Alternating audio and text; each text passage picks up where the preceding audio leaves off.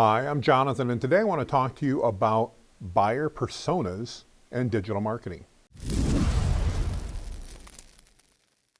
So the other day I had a couple questions come through from some of you, and I thank you for that.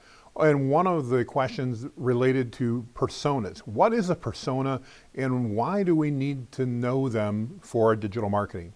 So today I thought I'd take a couple minutes and explain what a persona is and how it helps you target specific niche audiences with messages that make sense to them.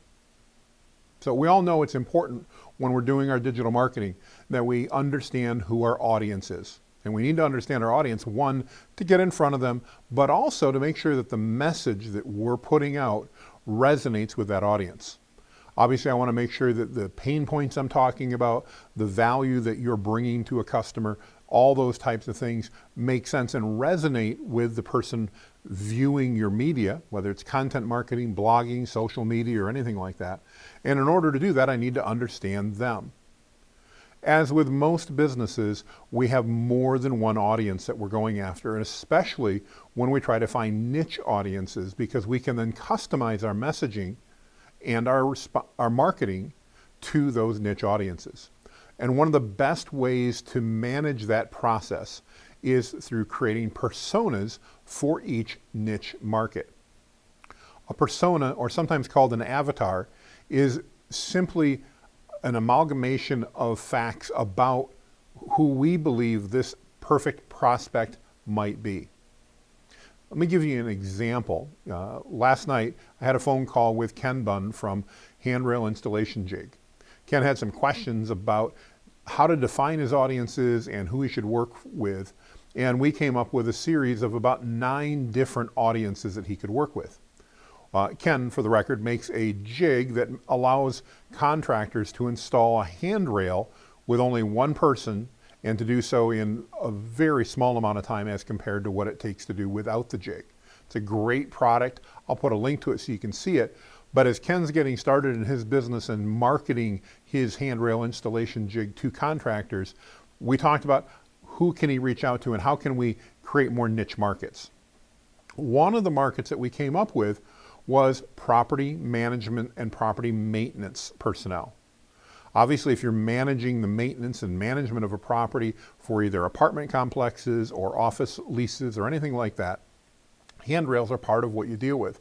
And we often deal with different pain points that we can address. And so as Ken and I identified that audience, we then started talking about what are some of the pain points that that audience deals with. We also talked about demographically, what would that audience look like? Could we assume whether that prospect might be a man or a woman? What ages they might be? What type of education they might have? What income level they may be at? From there, we talked about pain points and the things that they're dealing with as their job as a property maintenance manager. And we came up with things, and I'll share this whole guide with you. But for example, we came up with the fact that it's hard to hire new staff right now. Generally, those maintenance crews are dealing with limited team members, and they're also dealing with urgent requests from tenants. And so how do we balance that? How do we keep the ability to maintain the relationship with the tenants, keep the property up to date, while also doing that on a skeleton staff at many points, and on a skeleton budget oftentimes?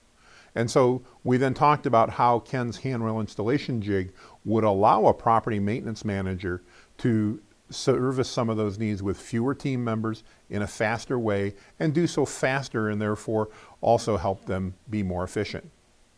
So there's a guide that I use and I recommend you use when you're figuring out a persona for a buyer type. Now, as we figured out this buyer type for Ken, we gave that buyer type a name, we identified all the characteristics that we've talked about, and then we documented that and put that together. I'll share that document here in the video so you can see that, and I'll also share in the comments to the video a blank PDF guide that you can download and utilize if you'd like as well. One of the key benefits of developing a persona is now we have the ability to target that property maintenance manager as an individual. Even though we're targeting a group of individuals, we can target that based on characteristics that they have. Everything, as I mentioned, from gender to occupation to age, personality type, you name it. And because we've identified the pains that they're struggling with, it makes it much easier for us to then develop marketing messages that would resonate with those property maintenance managers. So my question to you is, have you developed any personas? If you haven't, now's the time to start. And you can start generically by developing a general persona of what your average audience or prospect might look like. But after you do that, I encourage you to then niche down and separate that general audience into specific niche audiences that you can have a better opportunity to resonate with by customizing that marketing message. In Ken's case, that means we started at the contractor level, knowing that it's a contractor who's likely going to be buying this hand rail installation jig. But we added a number of things to that and niched down and came up with other options. For example, as I mentioned, property maintenance managers. But we also talked about general contractors, subcontractors that specialize in doing hand rail installations and finish work, unions who want to have additional reasons to train their union members, skill centers who are training young people and some older people into how to develop these contractor skills, and a whole bunch of others. Each one of those audiences has a slightly different need.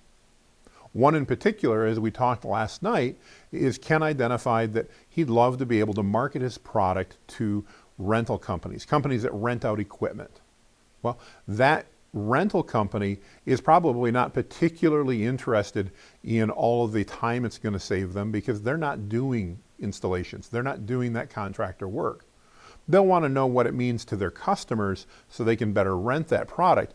But in reaching out to a rental company, we need to talk about how purchasing a number of these hand rail installation jigs can add revenue to their bottom line by creating more products and more tools that they can then rent out to their contractor base. So same product, similar issues, but different pain points. And we're going to address each marketing message differently to appeal to that audience. So I'll share those documents like I said. If you have any questions about personas or how to do that, please feel free to reach out here in the group. I'd love to talk about those, or drop me a message. I'd be happy to chat with you personally as well. With that, go set up that first persona and make it a great day.